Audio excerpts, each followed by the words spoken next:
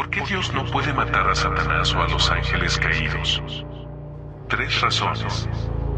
¿Por qué un Dios que es justo y odia el mal, permite que Satanás siga existiendo? ¿Por qué permitir que su enemigo más grande continúe y cause sufrimiento en el mundo? ¿Por qué el Señor, que es todopoderoso y podría hacerlo desaparecer con una sola palabra, no lo ha hecho y lo ha dejado vivir? La respuesta es más profunda y asombrosa de lo que se suele imaginar. No se trata de una incapacidad divina, jamás. No es una lucha cósmica entre iguales donde el resultado es incierto. Esa es una distorsión, una mentira susurrada a lo largo de los siglos. La verdad es que hay algo que Dios valora por encima de una obediencia impuesta, algo tan fundamental para su naturaleza que define la esencia misma de la creación. Y ese algo es la libertad de elegir. Sí, has oído bien. Dios, en su sabiduría y amor, implantó en el corazón de sus criaturas más elevadas, los ángeles, y luego en la humanidad, la capacidad de tomar sus propias decisiones. ¿Por qué? ¿Por qué correr semejante riesgo? Porque sin libertad, el amor es imposible. El amor no puede ser programado. No puede ser una respuesta automática de un robot celestial o un títere terrenal. El amor, para ser verdadero, para ser genuino, debe nacer de una elección libre y consciente. ¿Sientes el llamado divino en tu espíritu? Si anhelas desvelar los misterios celestiales que transformarán tu entendimiento de Dios, entonces únete a nuestra búsqueda. Suscríbete al canal y activa la campana. No te pierdas la próxima revelación sagrada. Imagina un reino donde cada súbdito alaba al rey, no por devoción, sino porque unos hilos invisibles controlan sus movimientos y palabras. ¿Sería eso amor? ¿Sería lealtad? No. Sería una farsa, una pantomima vacía. Dios no deseaba máquinas que ejecutaran sus comandos sin cuestionar. Él anhelaba una familia, hijos que lo eligieran, que respondieran a su amor con un amor nacido de la gratitud y la voluntad propia. Lucifer, la estrella de la mañana, el querubín ungido, fue creado perfecto, radiante en gloria y sabiduría. Pero en su interior, se le concedió esa misma chispa divina, la libertad. La libertad de mirar la gloria de Dios y reflejarla, o la libertad de codiciarla para sí mismo. Y conocemos la trágica elección que hizo, arrastrado por el orgullo. Pero aquí es donde la mente humana tropieza. Destrúyelo, clamamos. Aniquila la rebelión antes de que se extienda. Y sí, Dios podría haberlo hecho, en un instante. Pero, ¿a qué costo? Piénsalo detenidamente. Si Dios hubiese destruido a Lucifer en el mismo instante en que la semilla del orgullo brotó en su corazón, o cuando convenció a 1/3 de los ángeles para unirse a su causa, ¿qué mensaje habría enviado al resto de la creación celestial? ¿Qué habría significado realmente el don de la libertad? Si la respuesta a la primera desviación, al primer mal uso de la voluntad, es la aniquilación instantánea, entonces la libertad de elección se convierte en una ilusión cruel. La elección sería meramente escoger el camino predeterminado por miedo al castigo fulminante, no por convicción o amor. Y Dios no es un manipulador. Él no es un dictador cósmico que exige sumisión bajo pena de muerte existencial inmediata. La pregunta que muchos se hacen es, si Dios ya sabía que Lucifer se rebelaría contra él, ¿por qué lo creó en primer lugar? Precisamente porque el principio de la libre elección era tan fundamental para el universo que él deseaba construir. Un universo donde el amor pudiese florecer auténticamente. Crear seres sin la capacidad de elegir lo contrario al bien sería crear autómatas glorificados, no hijos capaces de una relación genuina. Cuando Satanás se rebeló, Dios no revocó el don de la libre voluntad que había otorgado a todo el universo. Hacerlo habría sido una contradicción de su propia naturaleza, una negación de su esencia como un Dios que ama libremente y llama sin coerción. respeta incluso las elecciones que lo ofenden profundamente. No porque las apruebe, jamás, sino porque se mantiene fiel a su diseño original. Destruir a Satanás inmediatamente después de su rebelión habría sido, en efecto, cancelar la libertad que él mismo había garantizado. Habría demostrado que la voluntad libre solo es libre mientras se alinee con la suya. Y esa no es la clase de libertad que engendra amor verdadero. Sería una obediencia extraída por el terror, no ofrecida desde un corazón transformado. El universo observaba. Los ángeles leales, los seres aún no creados, todos aprenderían de este magno drama.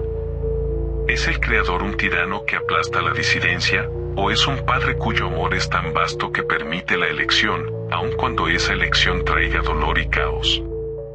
Imagina un escenario diferente: Lucifer peca, Dios lo erradica. Otro ángel, en algún momento futuro, siente la misma punzada de orgullo. ¿Cuál sería su elección? ¿Obedecería por amor genuino o por el miedo paralizante de sufrir el mismo destino que Lucifer? La punición instantánea produciría silencio, sí, pero no santidad. Generaría obediencia forzada, pero no redención. Y Dios no desea un cielo poblado por seres que tiemblan de miedo ante su presencia. Él anhela un reino lleno de hijos e hijas que lo elijan a Él por encima de todo, no porque no haya otra opción, sino porque han llegado a conocer la profundidad de su amor, la justicia de sus caminos y la belleza de su santidad. Esta es una de las verdades más difíciles de asimilar para nuestra mente humana, tan acostumbrada a la justicia inmediata y, a menudo, impulsiva. Queremos soluciones rápidas. Queremos que el mal sea borrado ya. Pero Dios no actúa por impulso, Él se mueve con propósito. Su paciencia no es debilidad, es una expresión de su amor y su justicia. Permitir que Satanás continúe existiendo, por un tiempo designado, no es una señal de que Dios haya perdido el control. Al contrario, es una demostración de su soberanía absoluta, una soberanía que incluso permite que la libertad, con todas sus peligrosas posibilidades, siga su curso para que se manifieste la verdadera naturaleza de la elección. ¿Qué valor tendría tu fe si nunca hubieras tenido la oportunidad de dudar? ¿Qué virtud tendría tu obediencia si la desobediencia no fuera una opción real?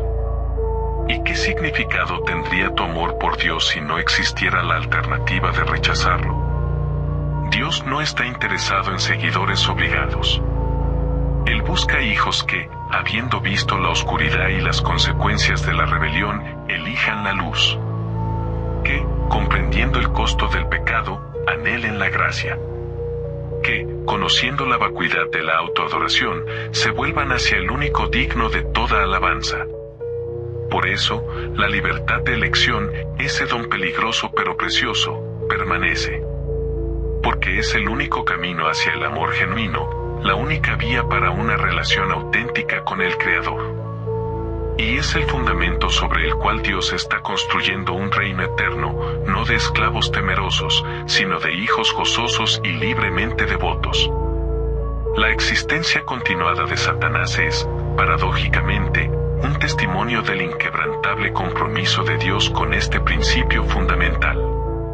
Él espera, porque el amor siempre espera, dando espacio para que la creación decida, hasta el último momento. Porque la verdadera transformación solo puede ocurrir si eliges a Dios por convicción, no por miedo. Esta es la primera y más poderosa razón. Pero hay más. La revelación apenas comienza. El velo está a punto de levantarse. ¿Estás listo para la siguiente verdad? Suscríbete ahora y revela el misterio. Continuemos desentrañando los misterios divinos con la segunda razón fundamental. Presta atención, porque lo que estás a punto de escuchar redefine la comprensión de la justicia y la naturaleza misma de estos seres caídos. ¿Alguna vez te has detenido a pensar que son realmente Satanás y sus ángeles caídos? ¿Son acaso meras fuerzas del mal que pueden ser borradas como se borra una palabra de un pergamino? Si Dios es todopoderoso, ¿por qué esta prolongada existencia de la oscuridad? ¿Acaso hay algo en su misma esencia que desafía la noción humana de destrucción?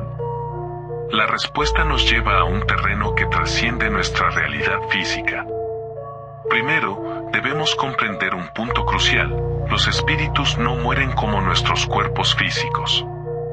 Jesús mismo lo dijo claramente: Dios es espíritu. Y cuando Dios creó ángeles, los hizo seres espirituales. Esto significa que no tienen cuerpos físicos como nosotros.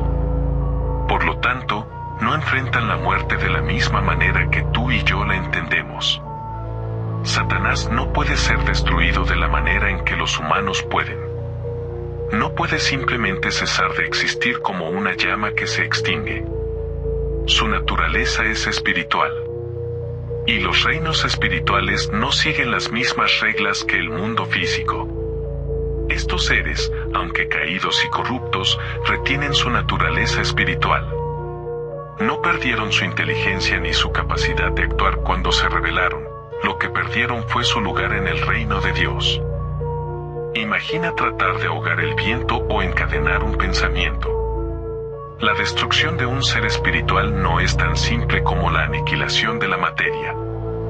Ellos operan en una dimensión diferente, con una persistencia que nuestra mente finita lucha por comprender. Su existencia continuada no es una señal de debilidad divina, sino una consecuencia de la naturaleza misma con la que fueron creados, seres espirituales eternos. Entonces, si no pueden simplemente morir, ¿qué les espera? ¿Acaso su rebelión queda sin una respuesta definitiva? Aquí es donde entra en juego una verdad aún más profunda y poderosa. Hay una verdad más profunda que considerar: Dios es perfectamente justo. Esta no es una justicia humana, caprichosa o sujeta a error. Es una justicia intrínseca a su ser, inmutable y absoluta. Y en su justicia perfecta, nadie es destruido sin enfrentarse primero al juicio. El tiempo de Satanás y sus secuaces simplemente no ha llegado aún. No han enfrentado aún el juicio final de Dios porque fueron creados como seres espirituales eternos. Y por razones solo conocidas a Él, Dios les ha permitido permanecer activos por un tiempo, hasta que llegue el día designado. Sí, incluso Satanás finalmente enfrentará el juicio. No porque la evidencia contra él sea escasa, de ninguna manera, sino porque el juicio es parte del orden divino de Dios. El juicio no es simplemente el castigo. Es mucho más. Es una declaración pública de la verdad. Exhibe la perfecta justicia de Dios ante todo el universo. Piénsalo: un momento en la eternidad donde toda máscara caerá, donde toda mentira será expuesta y donde la rectitud de Dios brillará incontestablemente. ¿Por qué es esto necesario? Porque Dios no opera en la oscuridad ni toma decisiones arbitrarias. Su gobierno se basa en la verdad y la justicia. Por eso la revelación habla del gran día del juicio. Un día en el que todo será revelado. Cada acto, cada palabra, cada intención secreta del corazón, tanto de ángeles como de seres humanos, será traída a la luz. La rebelión de Lucifer fue un acto cósmico con consecuencias que resonaron a través de la creación. La respuesta divina, por lo tanto, no puede ser un simple acto de erradicación silenciosa. Debe ser una demostración pública, irrefutable, de que la justicia prevalece y que ningún mal quedará sin su justa retribución. Pero esa retribución debe seguir el debido proceso divino, un proceso que culmina en el juicio final. Este gran día del juicio está divinamente establecido. Ese día no ha llegado aún, pero está escrito. Y seguramente llegará. En ese día, cada ser, ángel y ser humano por igual, dará cuenta de sus actos. Nadie podrá decir que nunca tuvo una oportunidad, que nunca fue escuchado o que no recibió un trato justo. La justicia de Dios será vindicada ante los ojos de toda la creación. Entonces, ¿por qué Dios le permitió a Satanás continuar viviendo? Porque Dios no actúa como nosotros.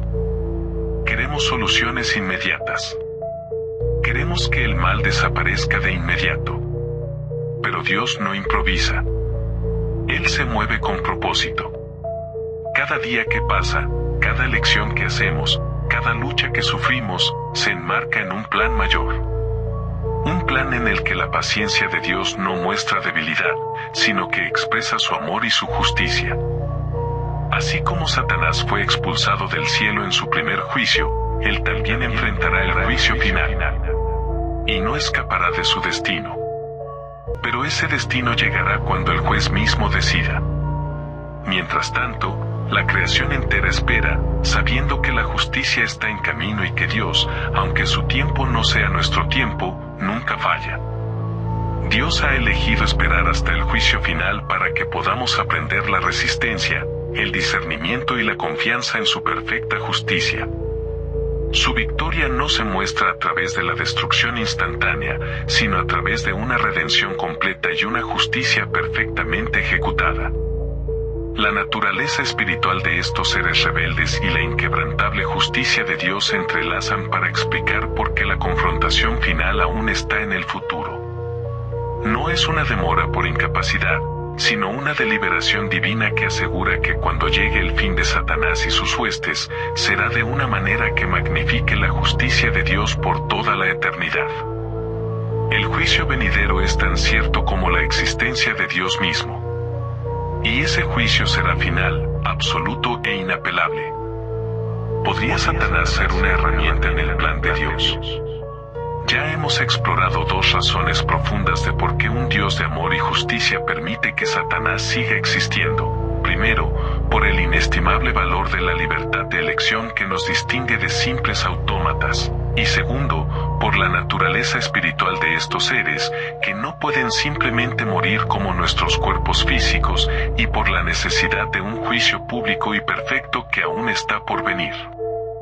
Pero hoy, vamos a desentrañar una tercera y quizás la más asombrosa razón, una que eleva nuestra comprensión de la soberanía divina a un nivel completamente nuevo. ¿Qué pasaría si les dijera que, a pesar de toda su maldad y rebelión, Satanás, de alguna manera, sigue cumpliendo un propósito dentro del plan más grande de Dios? ¿Suena contradictorio? ¿Cómo puede un Dios que odia el mal permitir que su enemigo sea utilizado? La respuesta no es que Dios apruebe el mal, jamás. Ni que esté de acuerdo con las acciones de Satanás. Es que Dios es tan absolutamente soberano que, incluso lo que el enemigo intenta para la destrucción, se convierte en un instrumento para su gloria. Dios no actúa por impulso, Él se mueve con un propósito. Su paciencia no es debilidad, es una expresión de su amor y su justicia. Satanás no es más que una criatura que opera dentro de los límites y propósitos que Dios permite. Esto demuestra la soberanía absoluta de Dios, la soberanía que redefine el conflicto. Para comprender esta verdad, debemos desechar la idea popular de que Dios y Satanás están en una batalla de igual a igual. Esa es una distorsión, una mentira susurrada a lo largo de los siglos. Dios no tiene rival, Él ya ha ganado. Satanás es un enemigo derrotado, un ser creado que nunca tuvo una oportunidad contra el Creador. La verdadera revelación es que, incluso en su desesperada rebelión, Satanás, sin saberlo, termina sirviendo al plan de Dios.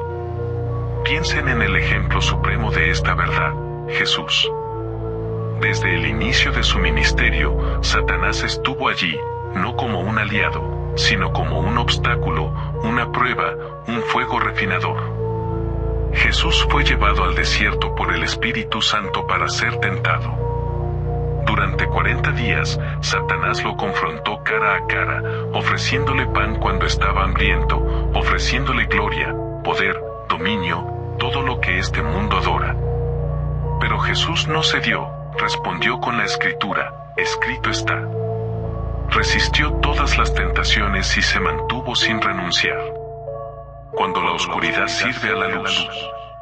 A través de esa resistencia, Jesús hizo una verdad clara: Él era el único valiente, porque solo alguien que ha superado la tentación puede superar el pecado del mundo.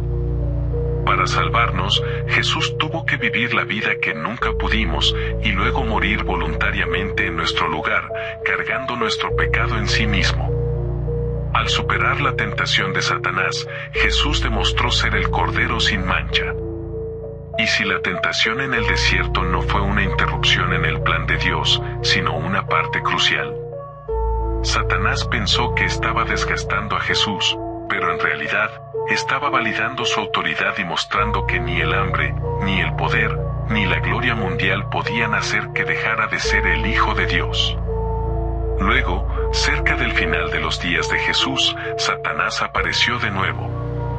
Esta vez, el enemigo apuntó al corazón de Judas, el discípulo que iba a traicionar a Jesús, el que trabajó con el Mesías por meras monedas. La Biblia dice: luego, Satanás entró a Judas, denominado Iscario, que fue numerado entre los 12. Fue Satanás quien plantó la semilla de la traición y guió a Judas para llevar a Jesús hacia el Calvario. La redención a través del enemigo. Pero aquí está lo que es verdaderamente asombroso. ¿Cómo podría Jesús haber muerto por los pecados del mundo si nadie lo hubiera traicionado? ¿Cómo podría haber una cruz sin traición? ¿Y cómo podría haber la redención sin la cruz? Una vez más, vemos a Dios tomando los esquemas más oscuros del enemigo y tejiéndolos perfectamente en su plan eterno. No porque el mal sea bueno, sino porque Dios puede usar incluso a su enemigo para cumplir su propósito. Dios permitió que Satanás continuara existiendo porque, incluso a través de su maldad, el diablo, sin saberlo, terminó sirviendo al plan de Dios. Esto no convierte a Satanás en un servidor fiel, más bien, demuestra que es un enemigo derrotado, que inadvertidamente cumple la misma cosa que está desesperadamente tratando de prevenir. Esta es la lección para nosotros: Dios no ha perdido el control sobre el universo. Su victoria no se muestra a través de la destrucción instantánea, sino a través de una redención completa y una justicia perfectamente ejecutada. Cada día que pasa, cada elección que hacemos, cada lucha que sufrimos, se enmarca en un plan mayor. Un plan en el que la paciencia de Dios no muestra debilidad, sino que expresa su amor y su justicia. Aunque su tiempo no sea el nuestro, Él nunca falla. ¿Comprendes ahora la majestuosidad del plan de Dios? Incluso el mal más profundo no puede descarrilar sus propósitos, sino que, por el contrario, termina magnificando su gloria. Si esta verdad resonó en tu espíritu o iluminó tu sendero, déjanos tu bendición. Un me gusta es un eco que lleva esta luz divina a almas que la buscan. Sé parte de esta obra sagrada.